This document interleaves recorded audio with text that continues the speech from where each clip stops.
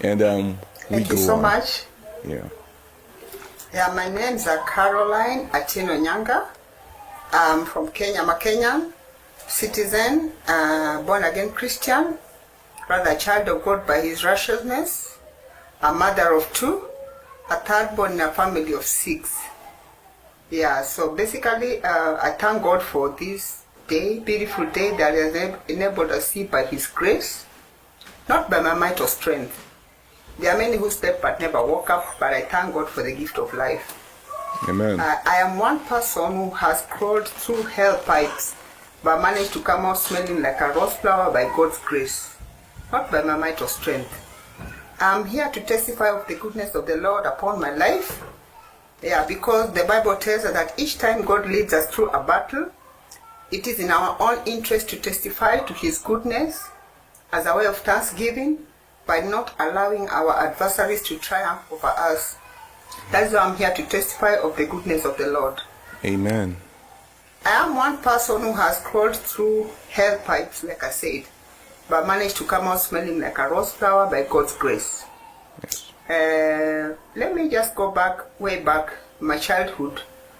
I was born in Kenya in a hospital called Mata Hospital. It's within Nairobi. And then I hail from Nyanga in Kenya. I'm a Luo.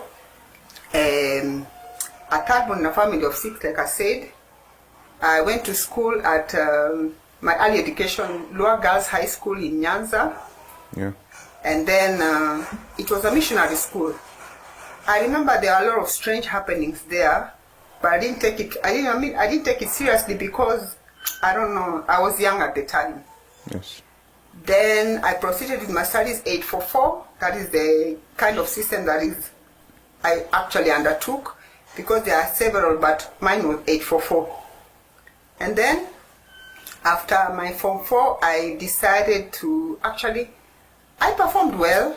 After my Form 4, I was privileged to go to India. Okay. As you all know, India is normally referred to as the center of the devil by many. I do not know why. How old were you when you moved over to India? I was only 18 years old when I went over to India. Oh, okay. All right. Yeah. So I went to India when I was 18 years old, and my lifestyle in India revolved around partying. Going for beach parties like 3 days non-stop. We used to drink. We used to party. At that time I was not born again. Yeah. And like I keep saying, India is normally referred to as the center of the devil by many. I do not know why. I think due to their nature of worship, their lifestyle, they worship cows, goats, snakes, and they have 365 gods. I remember I used to accompany some of my Indian friends to worship statues. Lord Shama, Lord Shiva, I remember. Just among the few. So, apart from partying, I used to accompany my Indian friends to worship with them idols at the time. Because I did not know what I was doing at the time. I was young, peer pressure. Yeah. But then I went on with the same lifestyle but at the same time, I took my studies seriously. And I studied a Bachelor of Arts in public administration, political science, and psychology. That was my first degree within a period of 3 years. My second degree was Bachelor of Journalism for 1 year, and my third degree was Masters of Mass Communication and Journalism for another 1 year. That was 5 years. So by the time I was done, I was in my early 20s. And then I remember I performed so well. I had an upper grade. Yeah. I think I was so excited to the point that we decided to party that night, Then I had an accident. Oh no. Unfortunately, I had an accident, yeah. It was a head-on collision. Just when I was preparing to come back home. So this was very bad news for my parents. They were informed. So I had to be hospitalized in India Private Wing. Yeah. It's a hospital called India Private.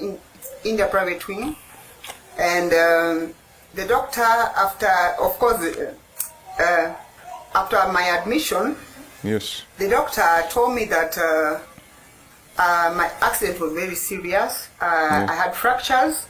Of course, I broke my femur, my leg. I think it was fractured like 5 times, my right leg, and a severe back problem.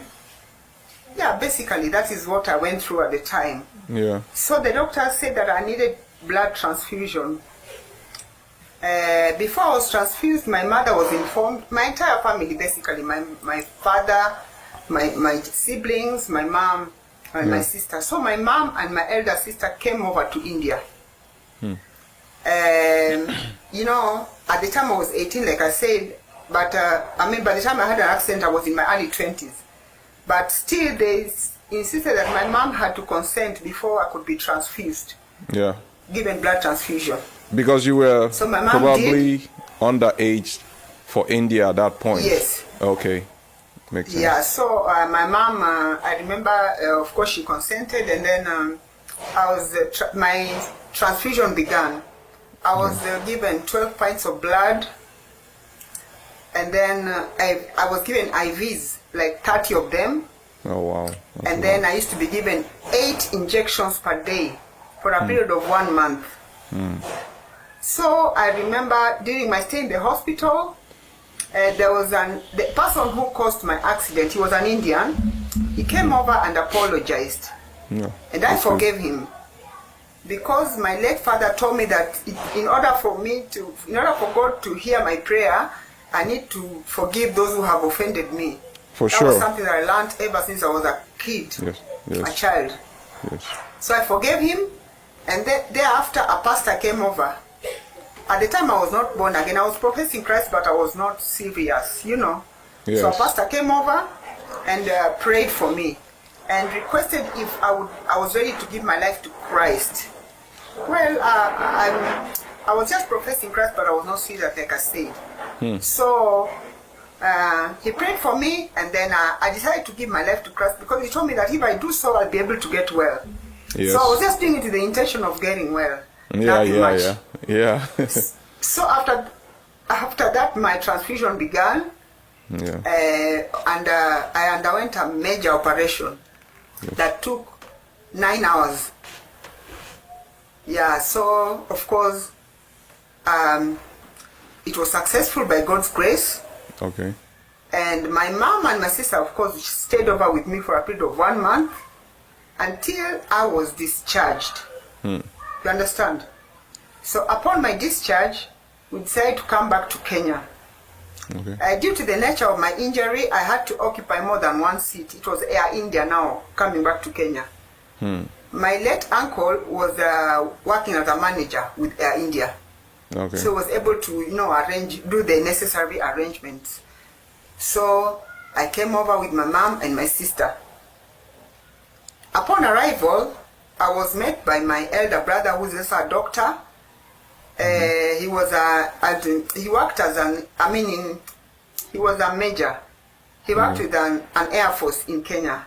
Okay. At the same time, he was a doctor. Okay. So he organized for an ambulance to come over to the airport, and then I was taken straight to a hospital within Nairobi. It's called Masaba Hospital. It's an old hospital.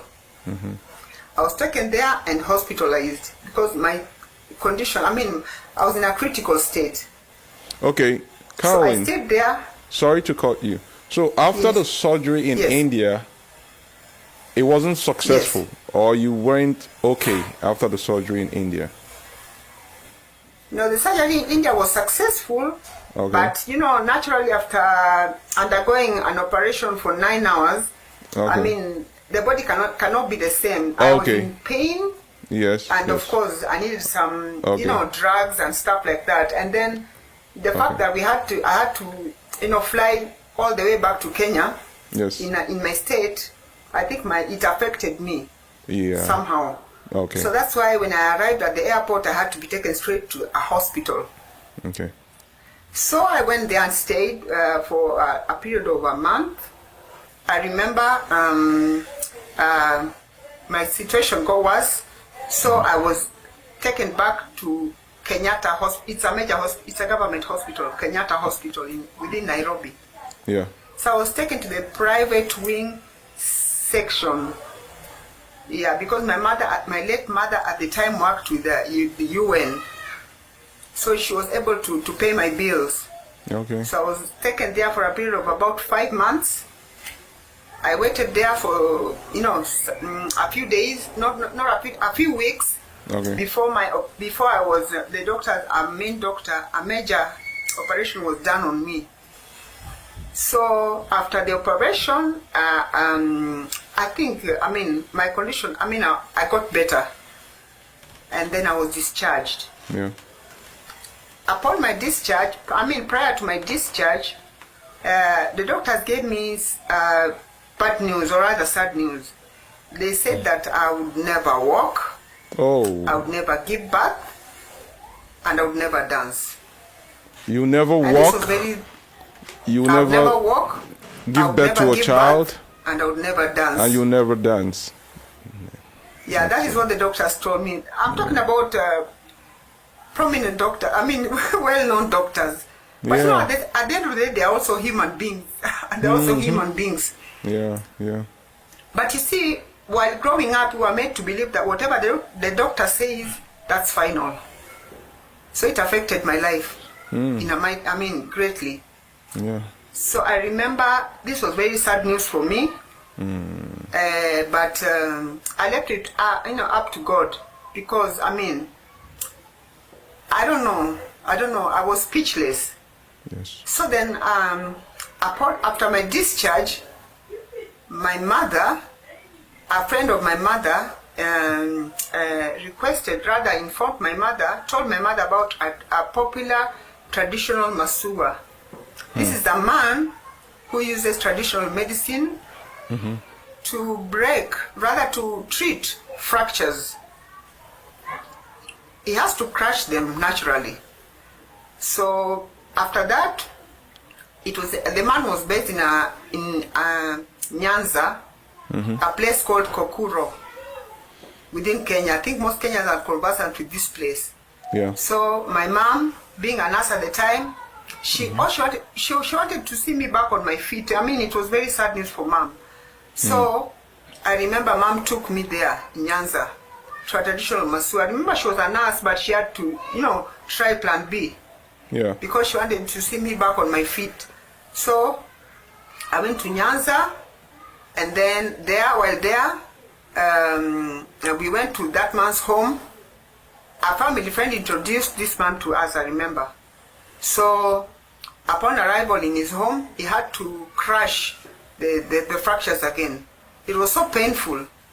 There were other people also, elderly people who had problems, who had accidents.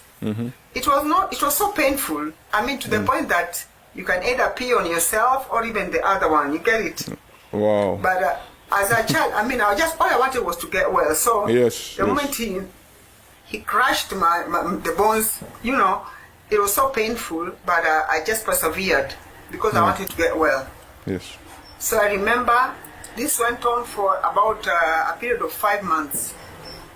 Yeah, before I was able to walk now. While at his home, I remember he encouraged me and told me not to take the doctor's report seriously. And he told me that God is able. He was a very prayerful man.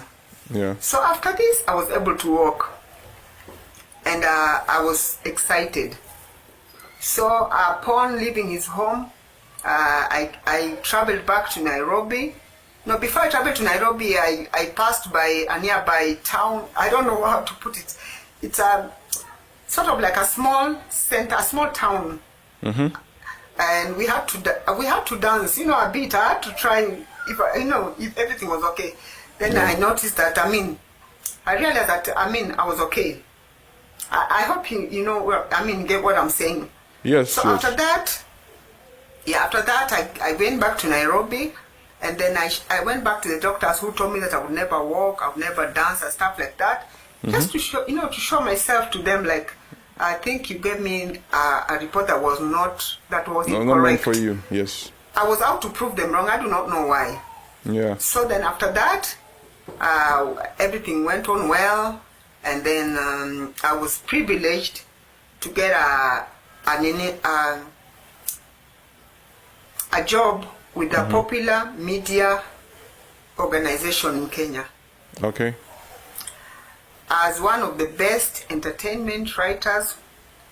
I used to major in doing feature stories, exclusive stories, entertainment, Yeah. among many other stories. There are so many. I mean, I was basically an award-winning journalist with, I was a versatile journalist. I did so many things, Yes. Yes. even the things that most of my colleagues would,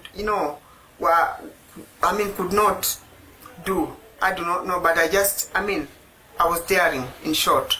You were pretty much So I brave. remember- Willing to do anything, pretty much. Yes, I was willing to do anything. Yeah, that's exactly what I'm trying to say. Yeah. So, because of that, I think I ended up, I don't know, somehow, I ended up jumping from a hot frying pan to fire. Anyway, I'll get into that later. But now after that, after getting a job with this organization, it's a very popular one. Yes. Like I told you, I interviewed a number of musicians within Kenya and outside. Yeah. When I'm talking about musicians now, because there are so many, we have so many local musicians, and then who do different genres of music, and then we have international musicians too. So you were, like for so you example, were like more like an entertainment kind of a journalist, like the entertainment industry.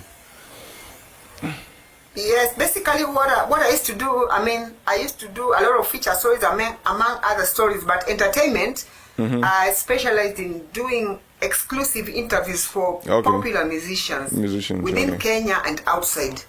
And especially the ones who are from outside, I was assigned to interview them due to my unique skills, and I thank God.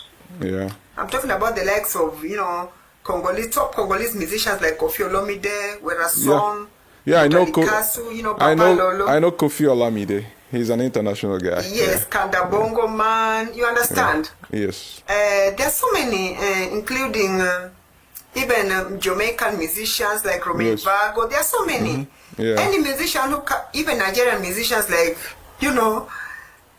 I don't know. I keep forgetting their names, but that's fine. That's fine. Yeah. Yeah, popular Nigerian musicians. Like Flavor, among others. I was assigned to interview them. Yes. Whenever they came over, and Whiskey, stuff like that. So there were so many. Basically, I'm talking about even musicians from South Africa, the world, the world over. Not necessarily Kenya, but outside. And I thank God. Yeah. So, like I said, I carved a niche for myself as one of the best entertainment writers at the time, and I thank God.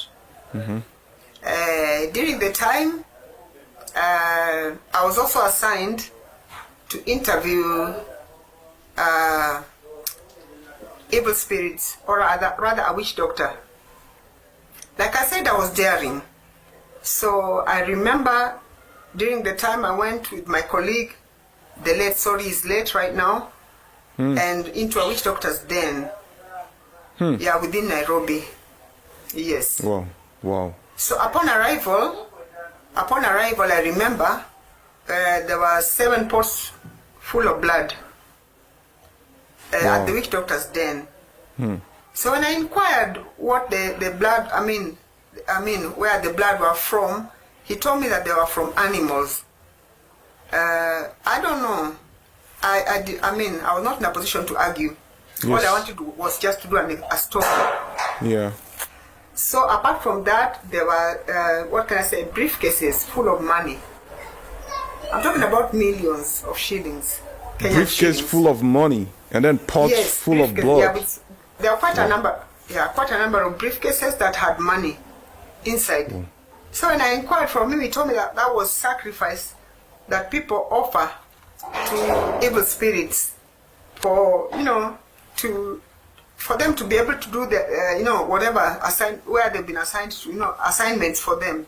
Yes. I did not quite understand. I was curious. Yeah.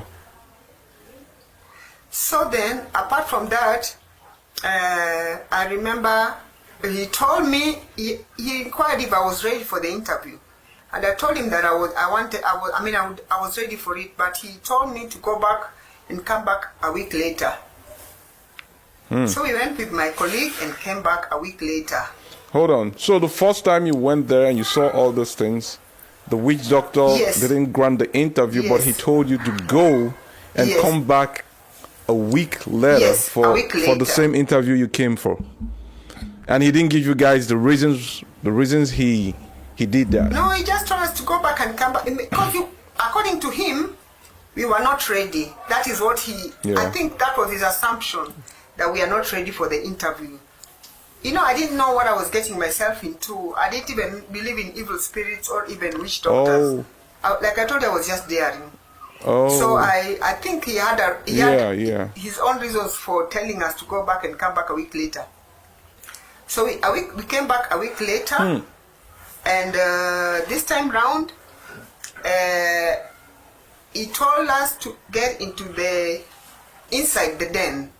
It's called a witch doctor's den, as in a house, sort of like a house. So we walked in with my colleague. Now this time round, he decided it was a different story altogether. Since we were ready, he was ready to entice the evil spirits. I didn't believe. I didn't take it seriously. I thought that he was joking. I didn't take it seriously. I didn't believe in evil spirits anyway. I did not, to be honest with you. So he began enticing the evil spirits, I remember, by chanting rituals, using a handbell, and and burning incense. You understand? He was burning incense, chanting rituals, and using a handbell to entice the evil spirits from various oceans. So, I thought it was a big joke. I didn't take it seriously. So, he went on for almost an hour. Then, all of a sudden, there was darkness inside the den. Darkness. Believe you me. And this man went still like a dead man, the witch doctor. Witch doctor is employed by evil spirits. He's an employee of the evil spirits. So, so what happened? After he went still, and then we were scared, me and my colleague, I remember. We kept holding hands because we were very scared. We didn't know what to do. And then, remember, we were already locked. We were locked inside. Now we were waiting for the worst to happen. And the man we were talking to is still, after chanting rituals and using a handbell and, enticing evil spirits. So then, me and my colleague, we were just quiet, waiting for the worst to happen. And then after a few hours, after about an hour, the evil spirits began coming in now into the witch doctor's den. It was so scary.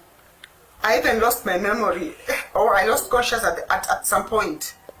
I could hardly talk. It hit me like, hey, this is real. This is not a movie. This is not a Nigerian movie or any movie. Whoa. This is real life story. So my colleague also got scared.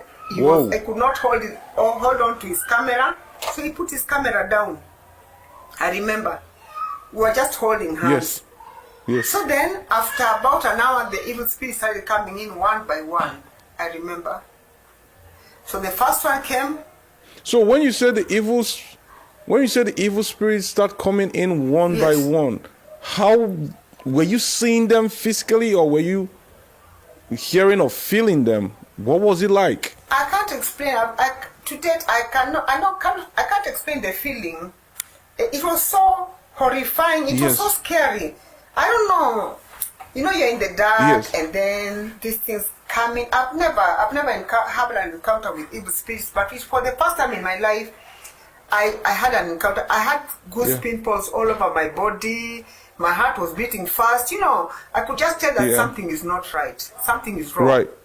Yes. So they came in. They started coming in one by one. The first one came and said, "Mwanangu niko hapa," as in Kiswahili it means my daughter, I'm here. The first one, the second one, the third one, the fourth one. By the time the fifth one came in, I lost conscious. You understand?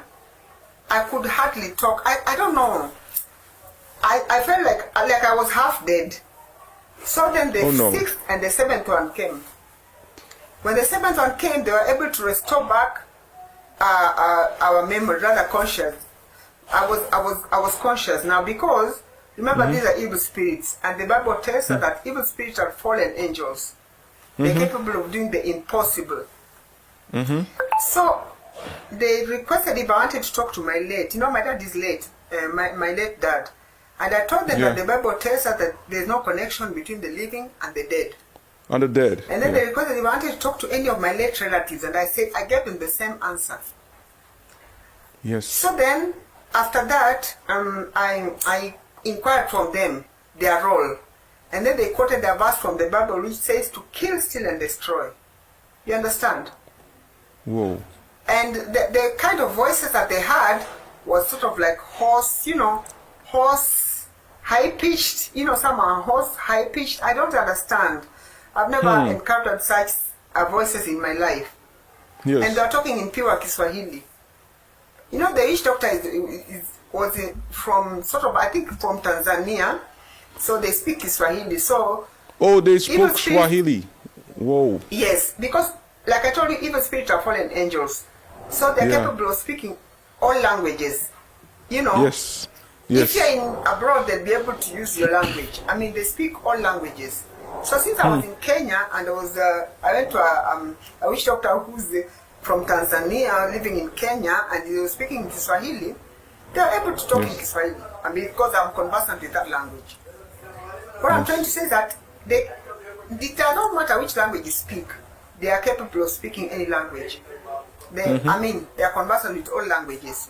Yes. Yes. So after that, I remember we spoke to them, but I was shaking. I mean, I was not okay. I was sweating. I was just not okay at all. And then after that, after the interview, I asked them. I wanted to know where they come from, and then they told me that they come from Indian Ocean, Atlantic Ocean, Yeah. Pacific Ocean, Arctic Ocean, and Southern Ocean. Those are five oceans that they mentioned. Yeah. So they told me that they live under, you know, inside, deep down. And then when they're enticed, they come out. Then they come and drink the blood in the pots. And then they fly to various countries. The blood and the pots that you saw the first day you came in. Yes, because by the time Yeah. when we were leaving the witch doctors, then there were no blood in the pots at all. You understand? But Yeah. prior to when you came, when you came to the witch doctors, then for the first time there was a lot of blood, like I told you, full of 7 pots of blood, Wow. 7 pots full of blood. But now, as we were leaving, there were no blood. They are taking the blood. That is their food. That's what they told me. So they fly to different countries, and then they told me that human beings will take, like for instance, in India where I studied, it takes 7 hours to go by flight to India. Yes. Yeah. In the US, it could be 14 or 15. I do not know. But they told me Yeah. that they take 5 minutes. Only 5 minutes because they are spirits. They fly, and then they get into 5 they minutes. fly, then they get into that person. For instance, there are Kenyans who go abroad and decide to stay away from their family members, even for 20 years. You understand? Yes. So when the sacrifices are made and money is taken, like I told you, there's so much money and sacrifices, Yes. they'll be able to get into fly abroad, get into that person and bring that person home.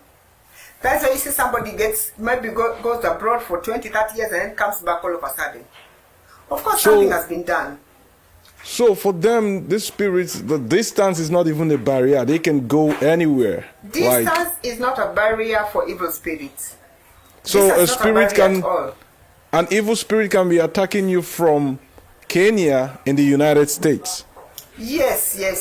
So many cases. I mean, I have friends who are in the US who have been attacked by evil spirits from here, just from Kenya. I mean, this is not a barrier for them, like I keep telling you. Crazy. So, after that, they get into that person, and that person is brought back home. That's what they told me. Well, after that, the photographer requested if he could take pictures of them. But prior to that, they wanted me not to write anything bad about them, anything negative, or they would come for me. They know where to get me. So I promised not to do that because I was scared.